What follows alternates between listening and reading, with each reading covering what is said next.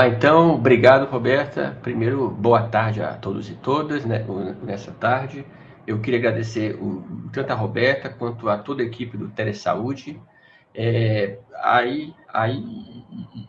pelo convite e pela oportunidade de falar, sim, desse tema que é tão caro a mim, que é sobre a gestão autônoma da medicação, né? Que é uma estratégia de empoderamento do cuidado clínico. Eu sou o Davidson Viana, né? Eu sou professor aqui da Federal do Paraná e também estou vice-presidente da Abrasco e eu participo dos programas de pós-graduação em saúde coletiva e da Rede Nacional de mestrados profissionais em saúde da família, que a Federal de Santa Catarina também faz parte, que é o ProfSaúde. E, pessoal, então, por que esse tema ele é importante, né? Por que a estratégia GAN é uma estratégia possível da gente pautar o cuidado no empoderamento dos usuários. E aí, para eu começar a falar do tema, é importante a gente saber que que a saúde brasileira tem uma tradição de participação importante, que isso fez parte muito do nascimento do SUS e, claro, que ultimamente está meio em baixa, porque a gente está no momento de institucionalização do sistema de saúde, onde até o grau de militância dá uma diminuída. Mas a gente tem que se perguntar sempre o que é que pauta as nossas ações de saúde, o que é que pauta o nosso cuidado. E aí eu trago aqui um exemplo para vocês de uma foto que eu tirei faz pouco tempo, mas não dá para localizar, né? Numa unidade básica de saúde que eu frequento, né? E tinha este cartaz, né? Era um cartaz de oficinas de gestante e perdia com os temas, né? Agosto, nós falaremos sobre mitos e verdades, dificuldades da amamentação, saúde bucal, alimentação, no hiperdia, aí sobre aftas, alimentos clandestinos, o cigarro, prevenção de quedas. Eu, quando pego esse planejamento de atividades com a equipe, a gente tem que se perguntar quem é que montou esses temas. Será que, por mais que seja importante na oficina de gestante eu falar de saúde bucal, será que essa é a pauta que os usuários querem saber? Será que é sobre isso que eles querem falar? E no caso dos medicamentos, não é muito diferente, né? Que quando a gente prescreve, as equipes de saúde, elas prescrevem medicamentos, várias perguntas os usuários têm. E a gente tem já um número grande de trabalhos científicos, principalmente pesquisas qualitativas, que trazem que os usuários têm muitas dúvidas em relação não apenas aos medicamentos, mas em relação aos tratamentos que são ofertados a eles. E que não se fala sobre isso numa consulta cotidiana. E não apenas não se fala, mas como também o usuário não se sente à vontade para perguntar. E existem várias camadas de o porquê isso acontece. O tanto que, às vezes, a consulta é rápida, mas não apenas isso, porque, às vezes, o profissional de saúde não dá espaço para que essa pergunta seja feita, ou, às vezes, até porque o usuário não sente a vontade, ou se sente envergonhado, ou se sente intimidado pelo profissional de saúde, e aí não traz e não leva às questões que mais o afligem. E a gente tem aqui um exemplo de um dos artigos que a gente escreveu, mas sobre essa temática, existe no Brasil um número grande de artigos que traz à tona essa questão, que os usuários são pouco empoderados em relação aos seus tratamentos, e eles se sentem pouco envolvidos no processo decisório e de conhecimento dos tratamentos que lhes são prescritos, né? E isso não é só uma questão aqui do Brasil. A gente fez essa pesquisa aqui em conjunto com pesquisadores canadenses, que trouxe a mesma problemática no sistema de saúde canadense.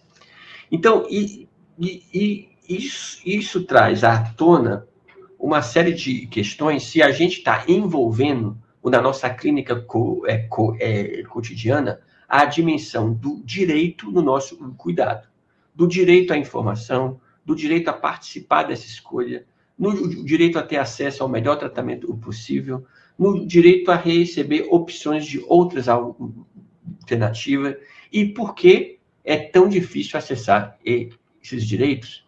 E aí, veja que interessante, aí quando a gente começou a pesquisar sobre isso, que a gente foi nas unidades de saúde aí para ver se os direitos são abordados no cotidiano clínico, a gente viu, por exemplo, um exemplo simples, né? O direito à informação. A gente sabe que tem muitos usuários que tomam medicamentos benzodiazepínicos, e aí você pergunta para a pessoa assim, a senhora já leu a tarja preta do seu medicamento? O que é que está escrito lá? E a pessoa fala assim, tarja preta? Mas como assim, doutor? Eu não sei. O meu medicamento tem tarja preta porque eu venho aqui no postinho, eu pego só a cartela. E aí a pessoa fica na dúvida e vai, então, na farmácia da unidade de saúde e vai pedir a caixa.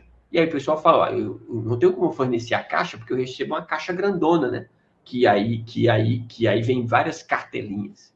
E aí a pessoa pede, mas você pode me dar a bula do medicamento? Eu falo assim, dentro dessa caixa grandona só vem uma bula, né? Então eu não posso te ofertar essa uma bula porque eu não tenho.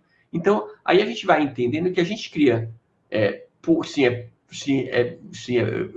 mais que os direitos sejam teóricos, existentes e legais, no processo de trabalho cotidiano, na vida real, não é possível acessá-los. E a gente fala muito de direito porque eu preciso conhecer os meus direitos para eu ter a autonomia. Então, isso é interessante, né? Ainda na questão teórica, e já a gente vai para a gestão autônoma da medicação. Como é que a gestão autônoma da medicação entra tudo nisso? Mas, teoricamente, antes é preciso a gente compreender que autonomia não quer dizer aquele usuário aprender a ser independente, a aprender que ele pode, então, viver sozinho numa montanha e que ele vai, então, ser autossuficiente. A autonomia, ela não tem relação com a autossuficiência. Sim, tem um livro do Foucault, chamado O Governo de Si, o Governo dos Outros, que traz uma dimensão bem interessante de autonomia. A autonomia tem a ver com o autoconhecimento primeiro. O conhecimento de si e o conhecimento dos outros. E quando eu falo conhecimento dos outros, o conhecimento de suas redes de apoio. Quem é que eu posso acionar para ajudar, por exemplo? Né? Quais são os meus direitos? E o autoconhecimento, ou seja, o conhecimento de si e o conhecimento dos outros, e o governo de si e o governo dos outros. O governo de si quer dizer que eu tenho que saber como cuidar de mim, de mim mesmo. Mas o governo dos outros, que eu tenho que ter capacidade para pedir ajuda. Eu tenho que ter uma capacidade para acionar as minhas redes de apoio, seja elas quais forem. Sim, então, a autonomia tem, então, no fundo, um grau importante de dependência. Então, quanto mais você é capaz de se tornar dependente do outro, mas uma dependência com autoconhecimento, uma dependência em que você saiba acionar as suas redes e que você tenha um governo sobre elas. Então, é interessante que o conceito de autonomia é meio o contrário do que às vezes a gente pensa. Então, um usuário autônomo é o usuário que sabe dos seus direitos, é o usuário que briga pelos seus direitos, é o usuário que obriga o Estado a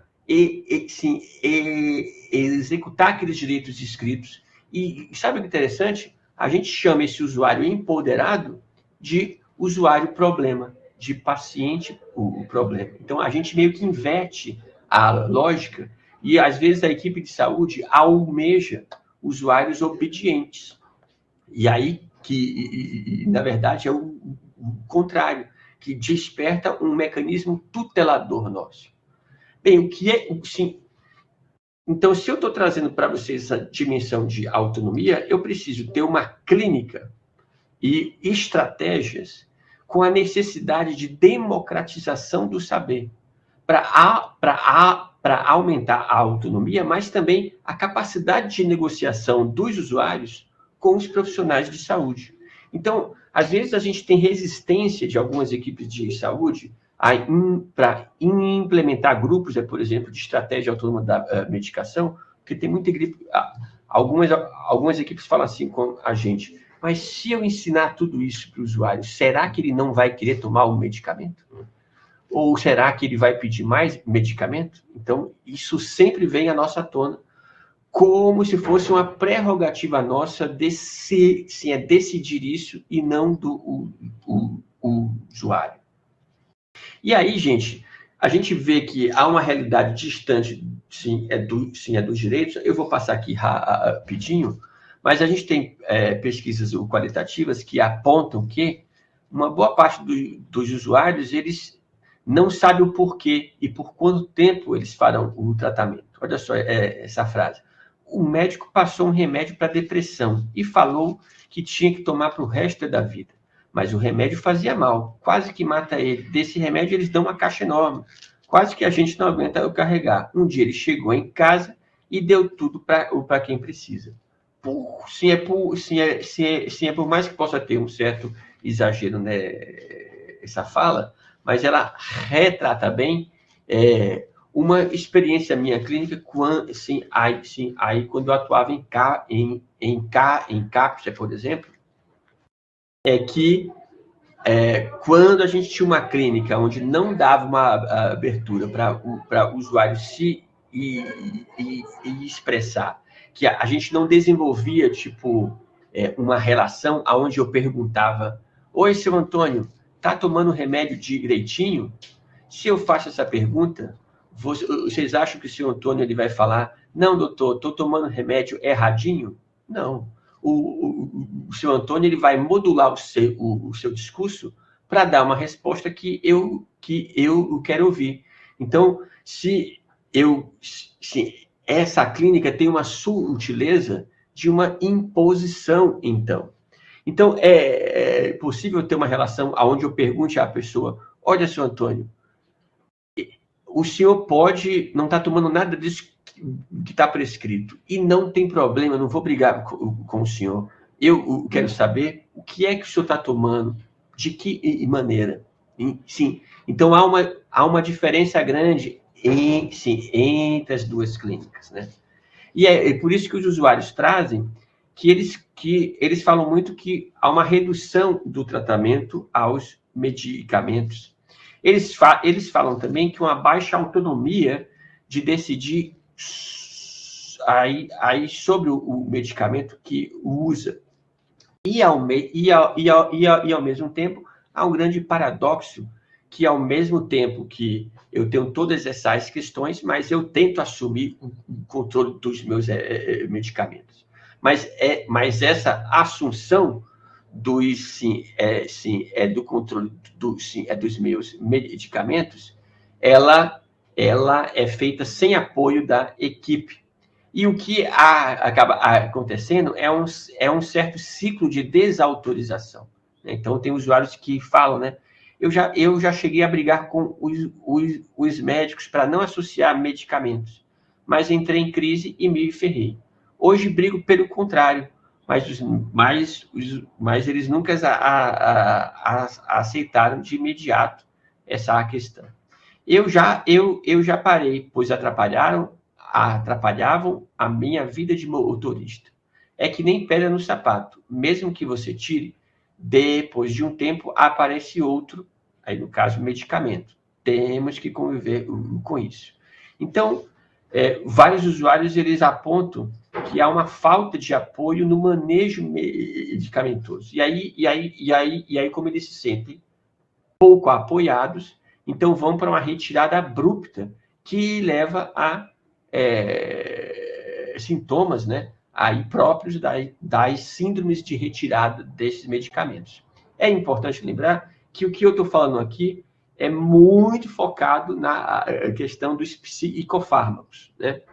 Inclusive, essa estratégia de gestão autônoma da medicação, que eu vou explicar na sequência, ela é focada não para todas as condições clínicas, e ela é muito mais focada nos psicofármacos. Então, é importante esquecer de fazer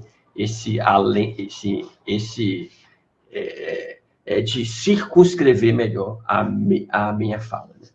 E aí, com isso, eles retornam ao uso de medicamentos com menor autonomia, né?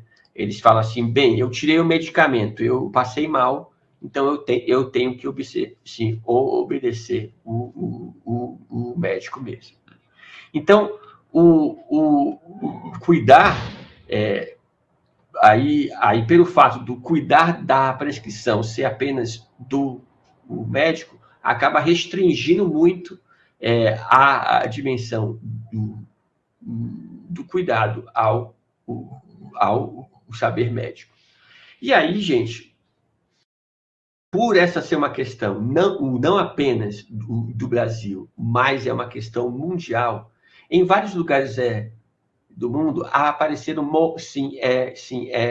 movimentos de usuários. Isso é interessante, porque esses incômodos, eles não partiram do Estado, dois sistemas de saúde, eles partiram dos usuários. Então, em vários países surgiram movimentos de usuários que pediam e reivindicavam a inclusão da voz dele na negociação do seu tratamento, além de espaços de expressão e partilha do significado do uso dos medicamentos. E aí surge no Canadá, no final dos anos 80, nos anos 90, uma estratégia onde os usuários se auto-organizavam para estudar por conta própria os tratamentos que eram prescritos para eles, né? E eles começaram a criar o que eles denominaram de gestão autônoma da medicação. Não no sentido que eu vou fazer a gestão sozinha do medicamento, por isso que é importante eu trazer o conceito de autonomia, mas que eu vou conhecer, eu vou me empoderar, eu vou entender o que é que eu tomo para eu compreender qual é o papel do medicamento na minha vida. E esses grupos, eles começaram assim, né? Lá nos anos 90, estruturados mais por usuários, mas o governo canadense, na verdade, o governo da província de Quebec, viu o potencial desses grupos, né? Que eram grupos de mútua ajuda, de autoconhecimento, de falar sobre direitos, e principalmente de entender o papel do medicamento na vida das pessoas, que o Estado, então, encampou a estratégia, né? Financiou o desenvolvimento, até ter a sua última versão lá na província do Quebec, da gestão autônoma da medicação, que é esse último manual aqui. Uma coisa interessante, que eles também viram que toda a estratégia, né, todo grupo, quando atua na política pública, é importante que ele tenha começo, meio e fim. E aí, por isso que eles têm muito essa tradição de criar manuais, de criar guias para as estratégias. Isso foi uma coisa que eu aprendi com eles. Aqui no Brasil, a gente tem uma tradição da nossa estratégia grupal ela ser pouco planejada. A gente faz grupos de hipertensos, diabéticos, é meio assim o que dá na telha, entendeu? A gente precisa fazer grupo hoje. Vamos lá dar uma aulinha sobre África, né, que nem o slide anterior, o sobre saúde bucal, e aí, assim, aí acaba sendo algo muito pouco planejado de qual é o objetivo da minha estratégia. E o bacana da gestão autônoma da medicação, que inclusive viu pessoal, os guias, né? Aí tanto o guia da gestão autônoma da medicação, aí quanto o guia do moderador, eles estão disponíveis gratuitamente na internet. É só vocês colocarem no Google, ou eu posso depois enviar o material. Os dois materiais estão disponíveis gratuitamente para quem quiser saber mais, além de uma lista grande de artigos que tratam sobre o tema.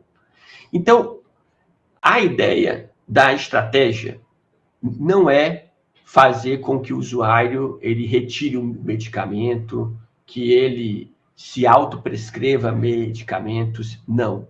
Ele é dividido em passos. E os passos, eles têm, principalmente no seu início, uma função de construção conjunta do conhecimento. A partir do mote inicial dois medicamentos, eu crio grupos, né? Eu crio sessões de discussões que às vezes variam de 12 a 16 sessões ao todo, né? Que isso pode durar, então, toda semana, durar de 3 a 4 meses, esses grupos, aonde eu vou induzir discussões. Aí, discussões sobre a minha rede de apoio. Discutir, induzir discussões sobre quais são os meus direitos enquanto usuários e qual é o papel do medicamento nas nossas vidas. O objetivo é de promover aqui uma melhor capacidade de negociação do usuário de psicofármacos, principalmente com as suas equipes de saúde, a partir do seu do seu conhecimento e do conhecimento sobre os medicamentos que são prescritos. A gente fez uma pesquisa multicêntrica que durou de 2011 a 2014, que foi com várias universidades, a Universidade Federal, o Fluminense, a Federal do Ceará, a Unicamp,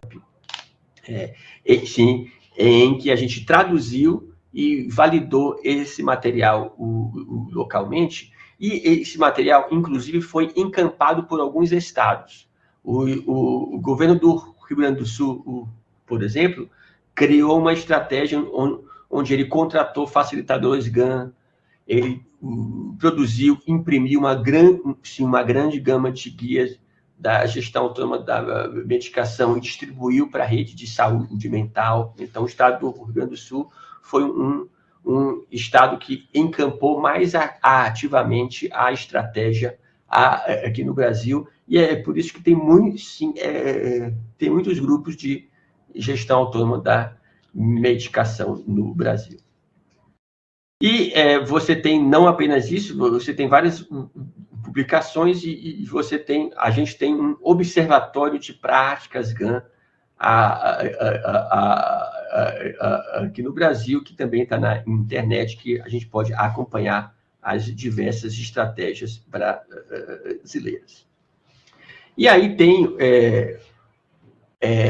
um ponto interessante, que aí eu volto à dinâmica dois grupos. Eu acho que eu não contei, eu sou psiquiatra de formação, e os grupos GAN, ele foi uma atividade, uma estratégia que mudaram muito a minha prática clínica.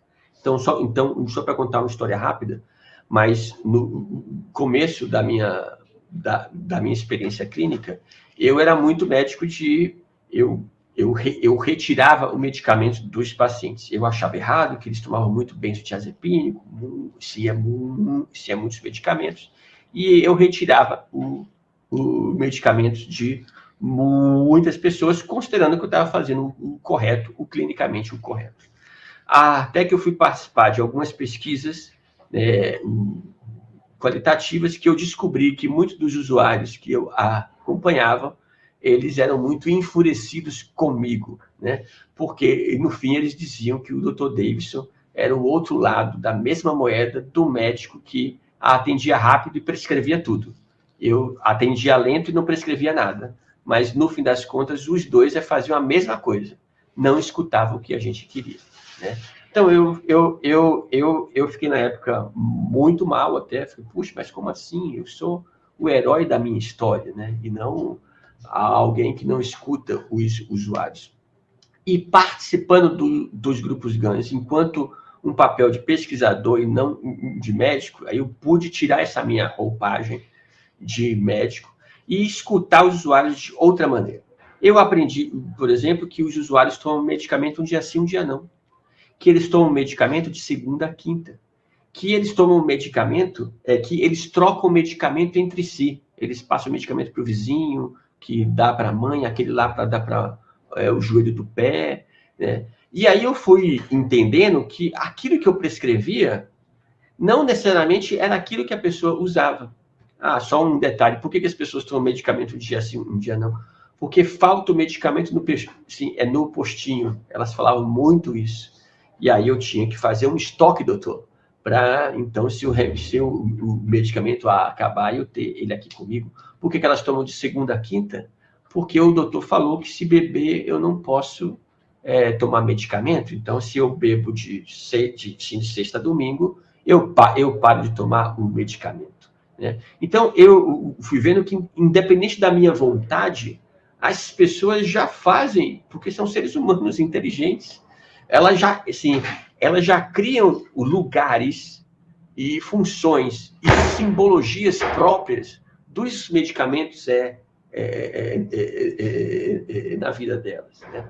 E eu fui, inclusive, ficando mais tranquilo com isso, porque esse tipo de condução ele não depende apenas de mim. Em um outro grupo que eu participei, achei bem interessante, vou contar uma outra história aqui. Que tinha o seu José. E o seu José estava participando da gente, do grupo, e o seu José, ele tomava, eu não lembro exatamente os medicamentos, mas eram haloperidol e prometazina. O Fernegan, uma prescrição meio que os psiquiatras gostam de prescrever. E a gente tem uma das tarefas das dinâmicas GAN, que é a gente tentar entender quais medicamentos eu tomo e recorrer à bula para isso. E, seu José, por que o senhor toma prometazina? Seu José, eu não sei porque eu tomo isso.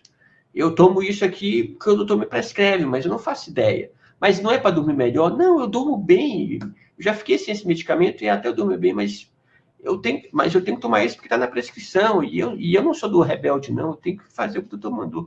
Mas pergunta para esse seu José. Aí na outra reunião, o seu José vinha, mas perguntou, esqueci. Aí o grupo ajudava, numa estratégia de mútua ajuda, anota, seu José, para o senhor não esquecer. Aí ele pegou um caderninho, anotou todas as dúvidas, e aí vinha no próximo grupo, e aí, seu José, perguntou para o médico?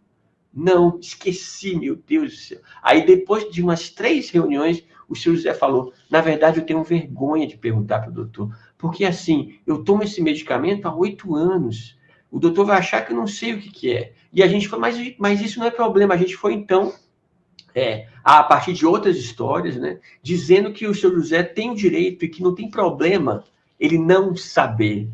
Ok. E aí, depois de mais 3 encontros, o seu José voltou feliz, falando assim, eu consegui perguntar para o meu doutor por que eu tomo o Fernegan. A gente, aê. E aí todo mundo querendo saber. E o que é que o doutor falou? Ele disse, o doutor disse que não sabia.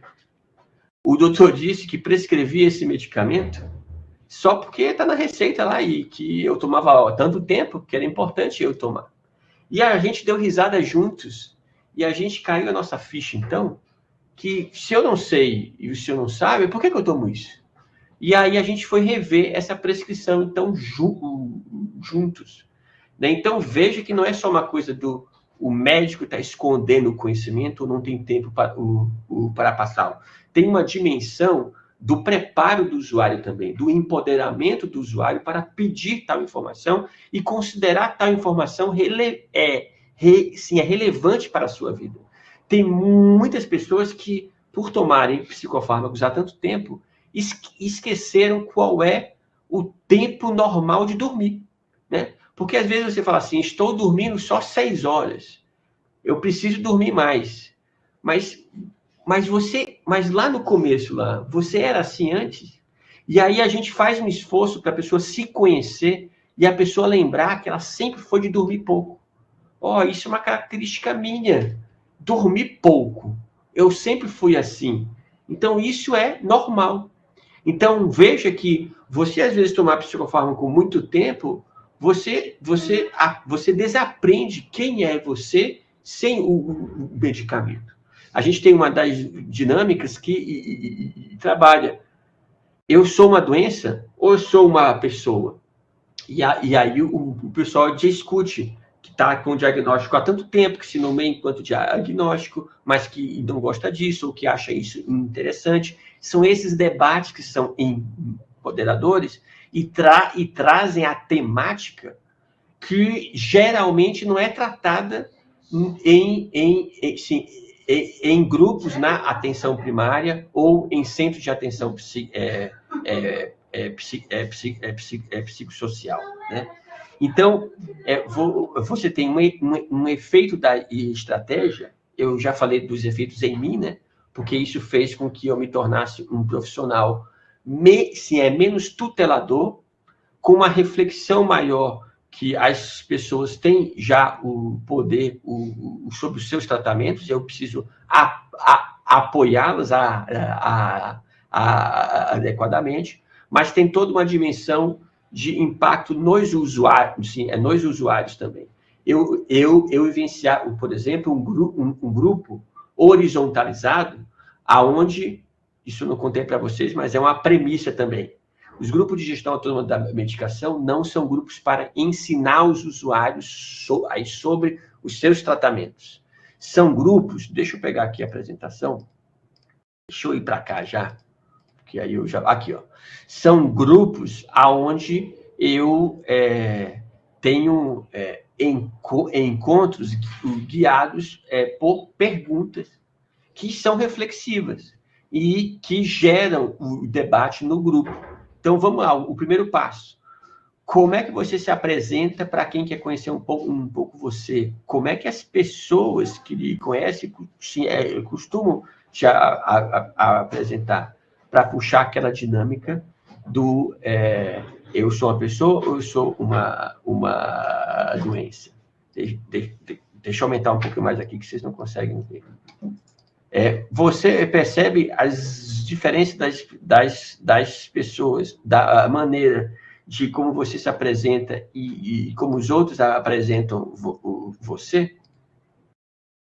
Uma outra dinâmica. Quem são as pessoas que você pode contar? Quem são as amizades, a família, as relações de trabalho? Aí sobre os medicamentos, tá? Assim, o livrinho tem vários passos, né? Para poder caber em 12 a 16 encontros. Eu estou trazendo alguns exemplos aqui deles para vocês. Deixa eu aumentar aqui. Os medicamentos, eles tiveram o efeito que você estava esperando? O que você estava esperando com o medicamento? Os efeitos foram explicados? Você teve escolha em tomá-los ou não? Você sabe por quanto tempo vai precisar tomar esses medicamentos? Você pode imaginar a sua vida sem medicação? Você já tentou mexer na medicação por conta própria? E isso é interessante, que são perguntas que, gente, isso gera um debate grande. Aí as pessoas falam de que, por exemplo, tem questões que aí afetam a vida sexual da pessoa. Uns falam que o medicamento emagrece, engorda, o que se sente incomodado com isso. Outros trazem que eles não conhecem mesmo, mas que, puxa, eles não sabem os efeitos colaterais. Eles esquecem também, com essas reflexões, a gente passa a pensar qual é a expectativa que eles tinham com os medicamentos. E algumas pessoas tinham expectativas irreais com os medicamentos. Eu queria que esse medicamento voltasse a fazer com que eu fosse a mesma pessoa de 40 anos atrás. Mas será que isso é possível? Então, vejo que aí a gente traz, a partir de reflexões, aí também a possibilidade dos usuários ouvirem histórias que, não sou só eu que tenho que tenho este problema. E você partilhar histórias é empoderador. É empoderador no sentido que eu diminuo a minha vergonha, porque eu vejo que o não saber é geral, né? Então, não é problema eu também não saber, mas também que eu aprendo com caminhos diferentes e com trajetórias diferentes. Então, os grupos de gestão autônoma da medicação são, em sua essência, grupos de mútua ajuda. E de mútua ajuda, deixa eu voltar aqui, né?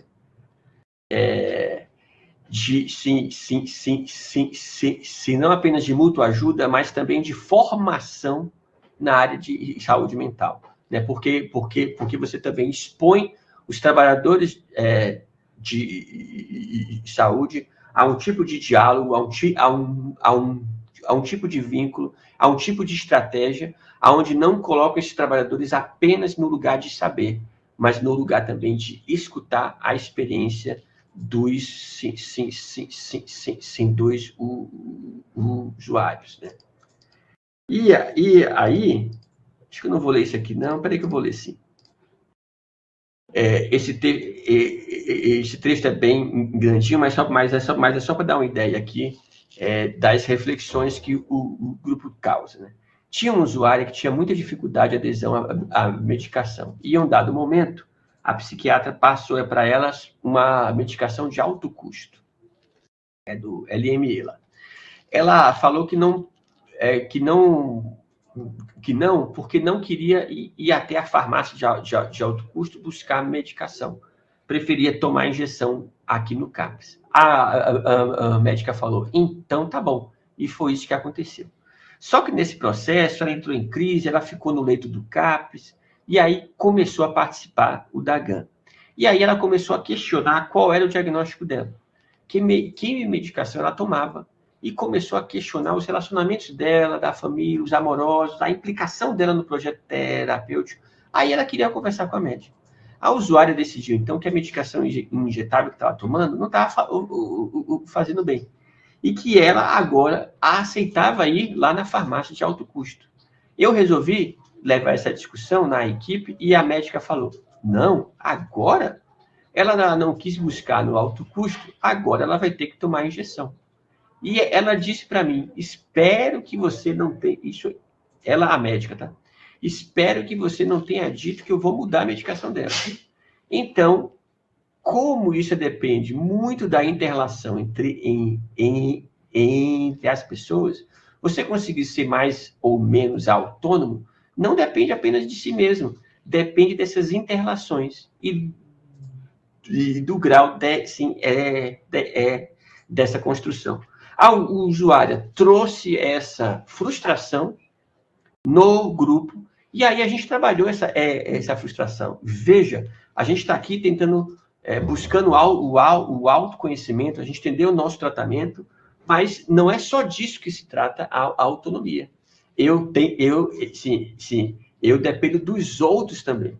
Então, ao mesmo tempo que eu tenho que exigir os meus direitos dos outros, mas eu tenho que exigir também um vínculo que possa o fazer valer esses meus direitos. E do bem a gente se frustrar, porque a vida é dura mesmo com quem busca os direitos. E vários usuários que participaram com a gente, eles ganham também uma dimensão reflexiva, crítica e política do seu o tratamento. Eu estou vendo o tempo aqui, certo? E eu quero deixar mesmo os 10 aí minutinhos para a gente poder conversar, ouvir as perguntas. Se deixar eu falando aqui, eu fico falando sem parar, mas acho importante esse momento de ouvir algumas perguntas de vocês. Perfeito, Davidson, muito obrigada. Eu acho que essa maneira, assim, de trazer a realidade, né, da vivência, de como que as coisas que tu passou em consultório, como que as pessoas enxergam, né, porque às vezes a gente está de um lado como profissional da saúde e a gente tem que enxergar o amplo, né, o que essa pessoa está recebendo ali no final. E, bem, como a gente tinha comentado anteriormente, né, esse é o momento de compartilhamento, né, das dúvidas, dos temas, então vão mandando ali no chat. Eu queria ler aqui, antes de passar alguns recadinhos que eu ainda tenho para passar para vocês, queria ler o comentário do Célio. Ele comentou que o método clínico centrado na pessoa é maravilhoso, pois permite explorar a experiência da doença e também a experiência com os tratamentos realizados. Cabe a nós, médicos da família e demais profissionais da PS, cobrar dos gestores condições adequadas para esse trabalho. Na literatura médica, observa-se o discurso de que o método clínico centrado na pessoa não acarreta maior gasto de tempo. No entanto, é curioso notar que quando se afirma que esse método não consome mais tempo, não se especifica em relação a qual tipo de conduta. Infelizmente, já ouvi relatos de casos em que profissionais de saúde não deixam uma cadeira no consultório para que a consulta seja mais rápida. Eu já escutei isso também. Penso que já passou da hora de a Sociedade Brasileira de Medicina da Família e Comunidade se articular com o Ministério Público para que nós possamos ter mais tempo para atender cada pessoa que nos procura. Ótima colocação, Célio. Davidson, você concorda com a colocação? Você já ouviu falar da cadeira? Sim. Isso não é apenas no sistema único de saúde, né? Em sistemas privados, em convênios. Isso acontece com frequência, porque a lógica do produtivismo se impõe à clínica. E isso acontece muito, né? Até isso tentar relacionar um pouco isso com a gestão autônoma da medicação. A gente vê que quanto menos empoderada são os usuários, a comunidade, o serviço de saúde ele fica com a menor qualidade. O que é que essas estratégias de empoderamento, da gente colocar a pessoa no centro da fala, e eu digo que são estratégias simples, porque o que é que eu estou falando aqui? Eu estou falando em constituir um grupo, um espaço na unidade de saúde, seja no CAPS, seja na UBS, seja no ambulatório, um espaço na unidade de saúde onde eu possa ter um grupo com um planejamento aonde a pauta vai ser a reflexão do usuário.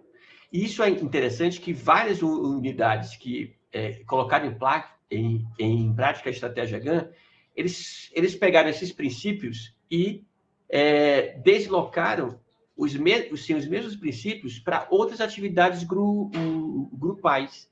Né? Falou assim, puxa, a gente fazia o nosso grupo de hiperdia aqui com 40 pessoas, aí dando aulinha sobre placa de ateroma. E os usuários dormindo e esperando a hora para pegar a receita coletiva.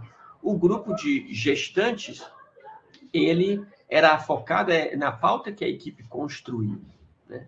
E aí eu lembro bem uma experiência, né, que para mim foi transformadora. A gente estava fazendo uma assembleia com os usuários de CAPES, e as assembleias antes eram mais os usuários que faziam, né? Ou quer dizer, as assembleias elas eram mais para os trabalhadores. Porque aí vinha a gestão e elas falavam assim, ó, do que o serviço precisa. E isso aí estava os trabalhadores, precisam de mais profissionais, está faltando o seringa, ou falta medicamento, a cadeira precisa ser melhor, o sabonete acaba rápido e tal, etc. E aí a gente resolveu fazer esses planejamentos em conjunto com os usuários. E aí foi surpreendente para mim que quando a gente fez, então, os usuários trouxeram assim, qual é o maior problema aqui do serviço? Eles falaram assim, o problema, doutor, é quando a gente acorda de noite do leito e o chão está frio, porque o chinelo desapareceu. Então, o senhor sabe que aí de manhã, naquele banheiro, o gelado molhado, sem o chinelo, é horrível. A gente precisa de um armarinho para poder guardar o chinelo. E aí caiu minha ficha, por que para mim isso não é uma questão? Porque eu não vivo isso, entende? Porque eu não durmo no leito, não acordo à noite, eu não sei se meu chinelo é roubado ou não, entende?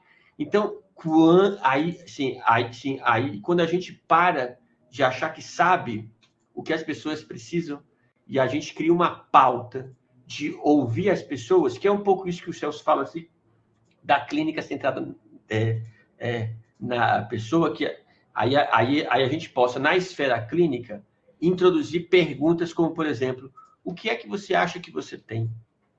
Qual é que você acha que é o seu problema? Né? E que a gente tem uma clínica mais aberta, claro que eu preciso de tempo, mas para além de tempo, eu preciso de longitudinalidade para construir vínculos que eu possa desenvolver essa relação, e eu preciso de espaços aonde os usuários eles sejam permitidos a falar, a refletir sobre os seus tratamentos, não apenas na dimensão se eu preciso tomar ou não, que é importante para a minha saúde, mas qual é o papel desse tratamento na minha vida, o que ele significa para mim. E aí, quando a gente coloca isso em dimensão, em reflexão, a gente forma pessoas mais conscientes do que elas estão fazendo ali. E com certeza isso não será montando uma abordagem clínica prescritiva, né? E sentar o paciente nem sentar na cadeira, porque assim como foi o César, né? Célio comentou. Célio, desculpa. Eu já ouvi falar aí, eu nunca vivi, sempre fui muito bem acolhida no posto, o meu atendimento sempre foi muito bom, mas já escutei, assim, histórias e acho um absurdo. Como profissional da saúde, clínico também, eu tenho que cuidar o horário para não passar, porque eu quero saber da vida da pessoa, entender o total para entender por que caminho eu vou, né? E eu acho que a gente pode, uma das maneiras também é se colocar não apenas como profissional que sabe tudo, né? A gente não sabe tudo, a gente precisa escutar os sintomas. E numa consulta de 5 minutos dessa prescrição, assim, você não consegue entender o que a pessoa sente. Isso é interessante, você está falando isso, e eu vou fazer a relação com a fala do Célio aqui, e já mandar um alô para o Célio, agradecer a participação. Ele está colocando aqui, eu tenho, por vezes, a impressão que o sistema de saúde tem se inspirado em modelos de produção como o Fordismo e o Taylorismo. Parece que estamos numa linha de produção, e, por vezes, ele não importa a qualidade, mas a quantidade, né? Então, isso não é só no Brasil, não, viu, Célio? Vários sistemas de saúde, eles passam pelo mesmo dilema. E é interessante que aqui no Brasil a gente já demonstrou que outras estratégias organizacionais do processo de trabalho, assim como, por exemplo, organizar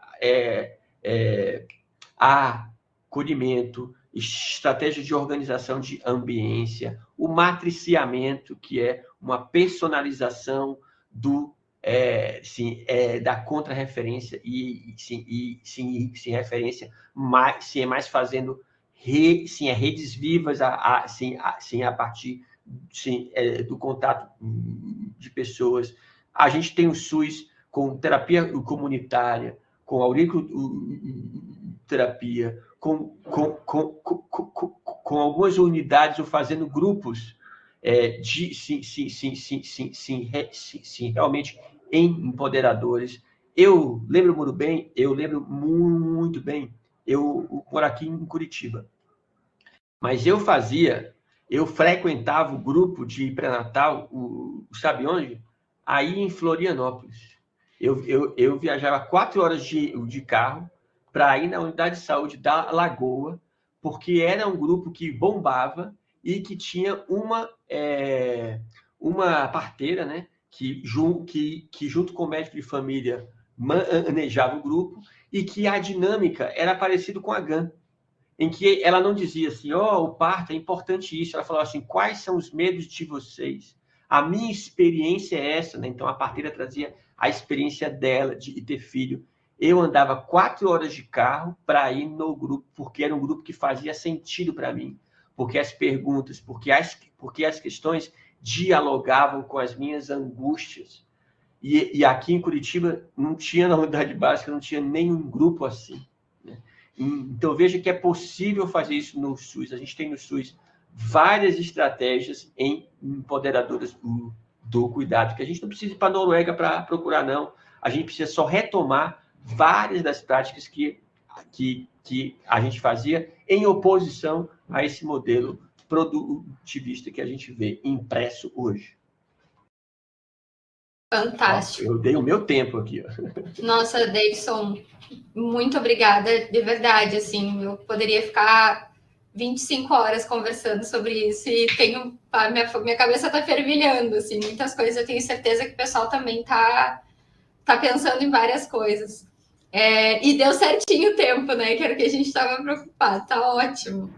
O Célio comentou: se conhecesse bem as coisas que a gente cativou, Saint-Exupéry, não sei, não tenho conhecimento.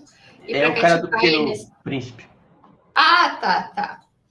E para cativar é necessário tempo, os mesmos gestores que cobram apenas quantidade sem levar em consideração a qualidade.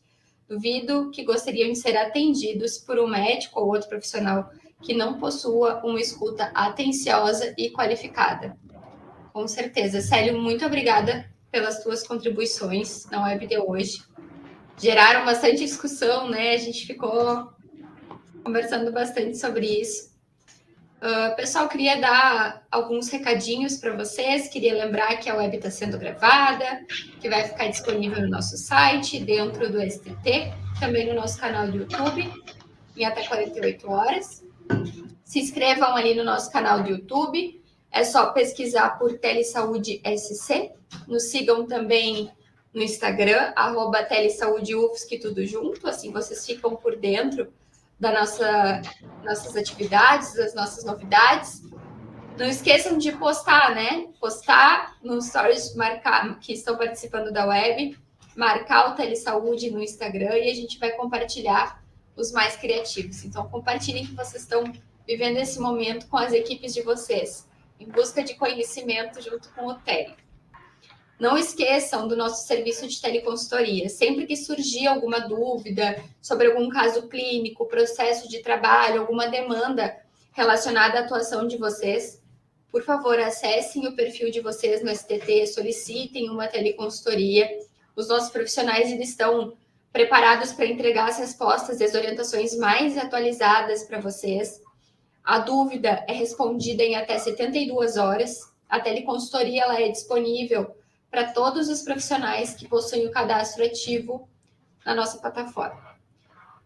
Os nossos serviços do Tele estão disponíveis para todos os profissionais que atuam na atenção básica do SUS e também para gestores de saúde. Avisem os colegas de vocês sobre o Telesaúde, indiquem que eles façam o cadastro com a gente, participem das nossas atividades, principalmente nas quartas-feiras, que nós estamos aqui sempre às 15 horas. E falando em cadastro, não esqueçam de manter atualizadas as informações de vocês sobre e-mail, a equipe, a unidade onde vocês estão atuando. Caso vocês precisem de mais informações, vocês podem também entrar em contato através do e-mail cadastrotelesaudeesc@gmail.com. Tá bem? Pessoal, então, encaminhando aqui para o final, eu gostaria de mais uma vez agradecer ao Davidson por essa palestra fantástica. Espero vê-lo novamente em futuras webs. Vai ser muito legal dividir mais tardes contigo. Pessoal, a web de hoje está encerrada. Agradeço a presença de todos.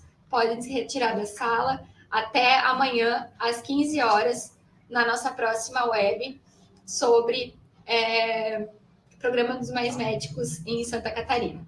Tchau, tchau. Tchau, Davidson. Obrigada.